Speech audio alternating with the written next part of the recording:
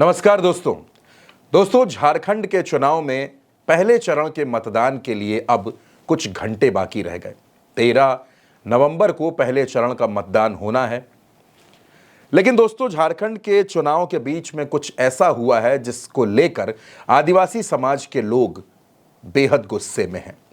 दरअसल एक चुनावी रैली में अमित शाह रैली को संबोधित कर रहे थे। मंच पर बाबूलाल मरांडी थे, मंच पर पूर्व मुख्यमंत्री चंपाई सोरेन थे।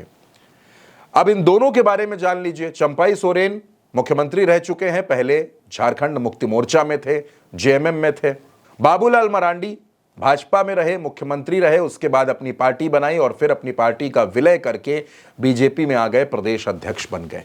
झारखंड में 28 सीटें, जी हां 28 सीट्स, ये 28 सीटें एसटी के लिए रिजर्व्ड हैं, यानी कि शेड्यूल्ड ट्राइब्स के लिए रिजर्व हैं।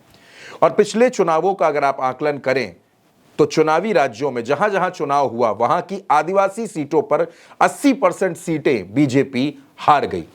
इसी वजह से बीजेपी चंपाई सोरेन को अपनी पार्टी में लाई। चंपाई सोरेन को बड़े बड़े सपने दिखाए गए और अब जब वो बीजेपी में आ गए हैं तो उनकी हैसियत बीजेपी के एक प्रत्याशी से ज्यादा कुछ नहीं है। भारतीय जनता पार्टी 2014 से देश की सरकार में काबिज है, सत्ता उसके पास रही है, अभी भी नरेंद्र मोदी प्रधानमंत्री हैं। अब झारखंड का जब चुनाव चल रहा है तो चंपाई सोरेन के साथ मंच पर कुछ ऐसा हुआ जो सबको बड़ा असहज कर गया। अमित शाह ने जिस अंदाज में चंपाई सोरेन को आगे आने के लिए कहा, और सिर्फ चंपाई सोरेन नहीं दोस्तों, बाबूलाल मरांडी को भी जिस तरह से बुलाया, वो आदिवासी समाज के लोगों को बेहद बुरा लगा है।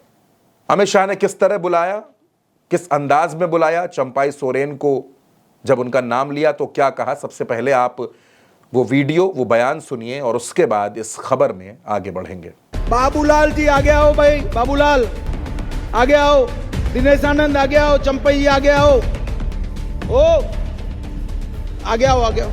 अब दोस्तों ज्यादा वक्त नहीं हुआ, कुछ महीनों पीछे जाइए जब चंपाई सोरेन जेएमएम में हुआ करते थे। मुख्यमंत्री थे या नहीं थे ये दूसरी बात है, लेकिन जब वो जेएमएम में थे तो हेमंत सोरेन और कल्पना सोरेन दोनों उनके पांव छुआ करते थे, उनका आशीर्वाद लेते थे, उनको बिल्कुल शिबू सोरेन की तरह सम्मान देते थे, क्योंकि कोल्हान टाइगर के नाम से चंपाई सोरेन मशहूर रहे हैं। शिबू सोरेन उनके राजनीतिक गुरु हैं।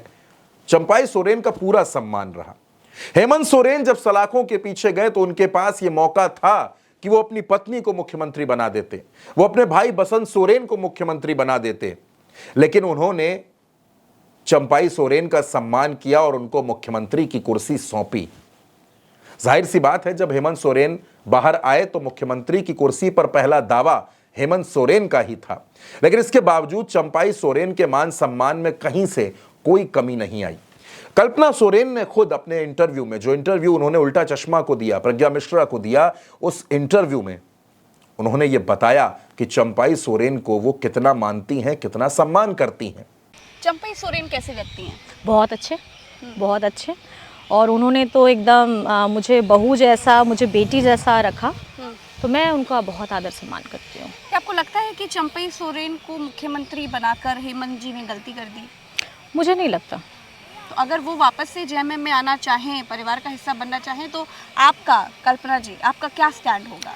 देखिए, मैं आपको बताना चाहूँगी, चंपाई चाचा जी मैं उनको बुलाती हूँ और मैं बहुत सम्मान करती हूँ, क्योंकि इलेक्शन के समय में हो या मैंने उनके साथ जो मैंने यात्राएं की, मैंने सभाएं की, कहीं ना कहीं एक अभिभावक के तौर पे उन्होंने हमेशा हेमंत जी का साथ दिया, पार्टी का साथ दिया, और ये परिवार है और हमारे बड़े हैं, दिल से सम्मान है। अगर ये उनकी इच्छा है तो हम उनकी इच्छा का सम्मान करेंगे। अब दोस्तों एक तरफ जेएमएम है, एक तरफ हेमंत सोरेन है, कल्पना सोरेन है जो चंपाई सोरेन का सम्मान करते हैं, बसंत सोरेन भी सम्मान करते हैं।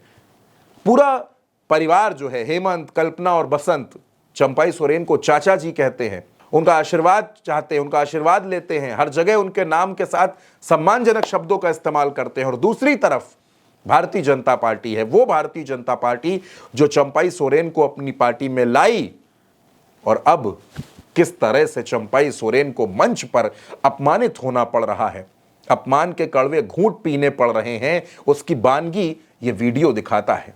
एक बार फिर से मैं चाहता हूं कि आप वो वीडियो देखिए। बाबूलाल जी आगे आओ भाई, बाबूलाल आगे आओ, दिनेश आनंद आगे आओ, चंपई आगे आओ, चंपई जी ओ आगे आओ, आगे आओ। हमारे तीनों प्रत्याशियों को प्रचंड बहुमत से जिताओगे क्या? कमल के निशान पर बटन दबाओगे क्या? मोदी जी के नेतृत्व में डबल इंजन सरकार बनाओगे क्या?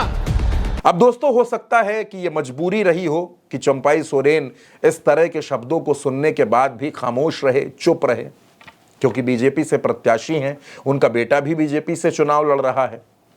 लेकिन जनता चुप नहीं रहेगी, वोटर्स चुप नहीं रहेंगे, आदिवासी समाज के लोग चुप नहीं रहेंगे और चुनाव में यह मुद्दा बन जाएगा। और यह मुद्दा बन चुका है।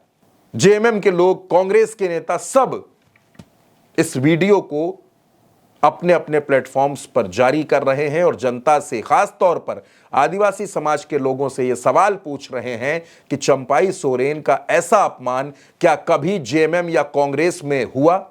क्या कभी हेमंत सोरेन या कल्पना सोरेन ने इस अंदाज में उनका परिचय दिया, उनका नाम लिया या उनसे बात की, जिस तरह से भारतीय जनता पार्टी के मंच पर चंपाई सोरेन को अपमानित होना पड़ रहा है? अब चंपाई सोरेन के अपमान का नुकसान भारतीय जनता पार्टी को कितना होगा, यह तो 23 नवंबर को पता चलेगा। लेकिन फिलहाल एक बात बिल्कुल साफ है दोस्तों कि आदिवासी समाज के लोगों में इस बात का गुस्सा बढ़ता जा रहा है। इस वीडियो पर आपकी जो भी राय हो, अपनी राय कमेंट बॉक्स में जरूर बताइएगा और उल्टा चश्मा यूसी को सब्सक्राइब जरूर करिएगा।